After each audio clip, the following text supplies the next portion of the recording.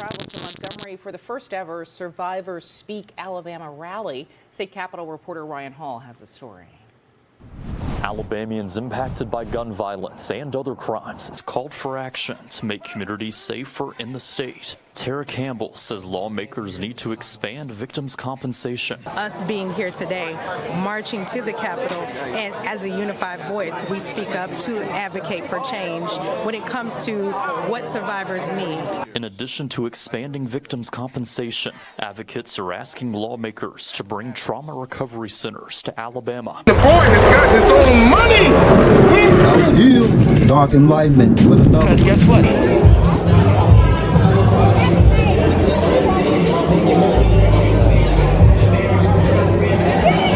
For Quinn, baby. Quinn Christian Washington, victim of violence. Ladies, ladies and gentlemen, welcome to another episode. Today we gonna be the survivors of violence. It's a lot of survivors. We in here, as you can see, it's a lot of people that have been victims of violence. They all around. Survivor benefits in question. Kay Ivey, my sis in here. Survivor, another survivor. What's up, sis? Here that stop crime from happening in the first place. It helps crime survivors get back on their feet.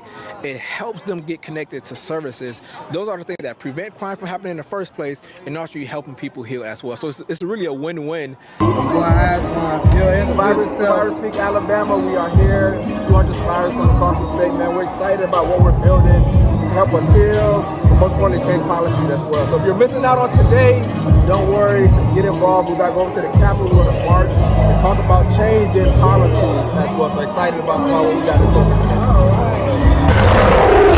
So after we left the Montgomery train station, right up the way from where the famous chair to the head of a couple of white folks happened, we headed up to the my dad was tripping. He said they sounded like they were saying chitlins now. My dad provided us some lighthearted humor, but later on he got kind of emotional, and that goes to show you that the pain from a loss, which was his son, my brother, our brother, it never really goes away. Here it is, years later, and still feel the pain. Especially when you get around other victims like this. This is a very important meetup rally because things have to change in the way of the benefits.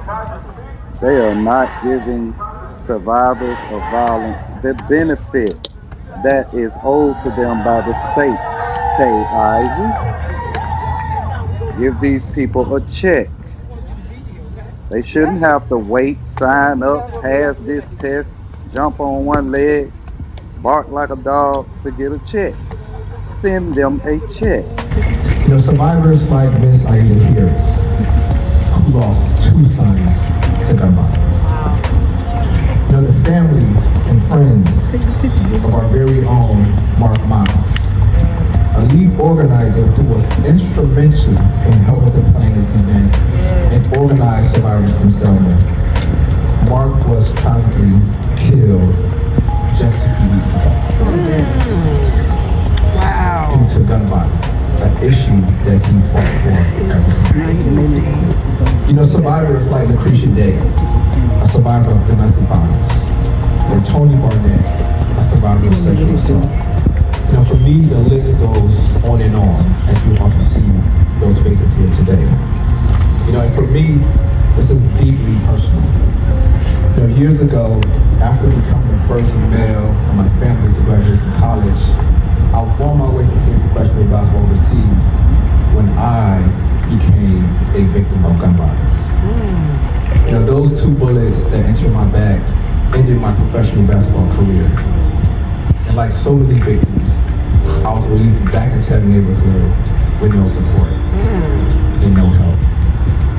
You know, I later learned that the teenager that was involved in my shooting just 4 years prior was also a victim of gun violence. But just like me, he was released back into that same community with no help, no victim services, no access to victim compensation.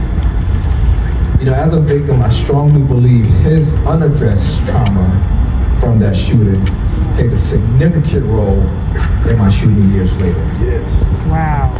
You know, my story isn't that unique. You know, it mirrors the experiences of so many of us who are here today.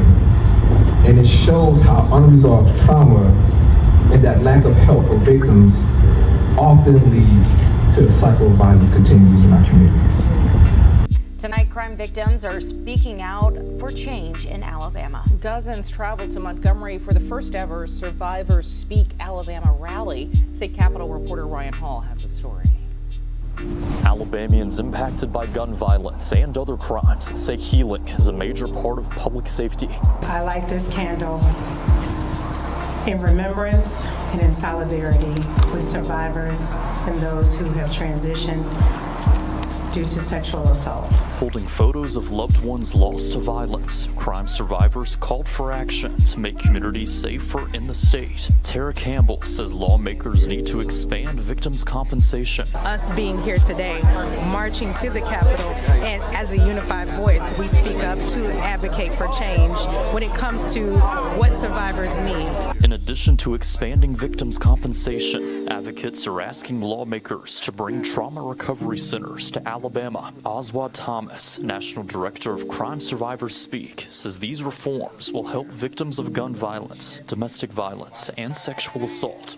Representative Russell Bedsole is sponsoring a bill to extend the time people have to file a claim with the Alabama Crime Victims Compensation Commission. By expanding the application period for victims' compensation, we are ensuring that our support doesn't expire before the healing begins. We see you, we hear you, and we stand with you. I lost 2 brothers to gun violence.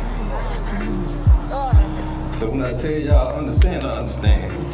For Representative Travis Hendricks, this effort is personal. And see, the thing is, public safety is not just about serving and protecting.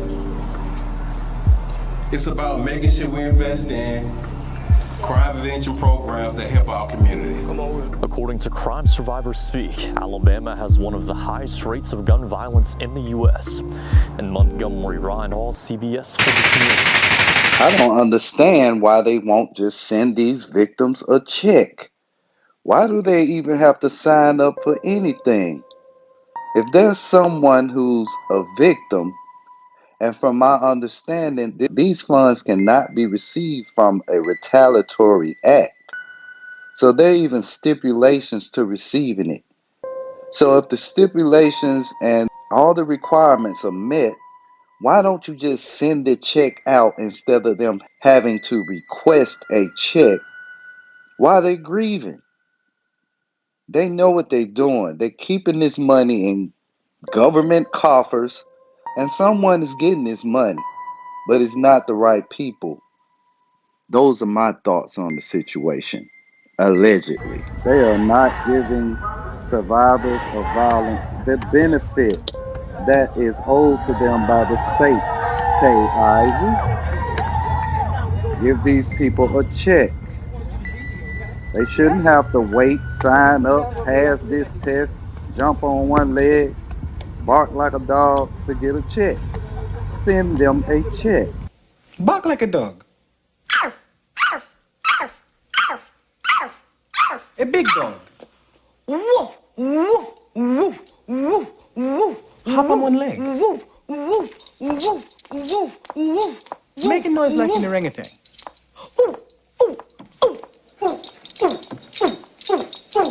Ah, I see the two of you are getting along.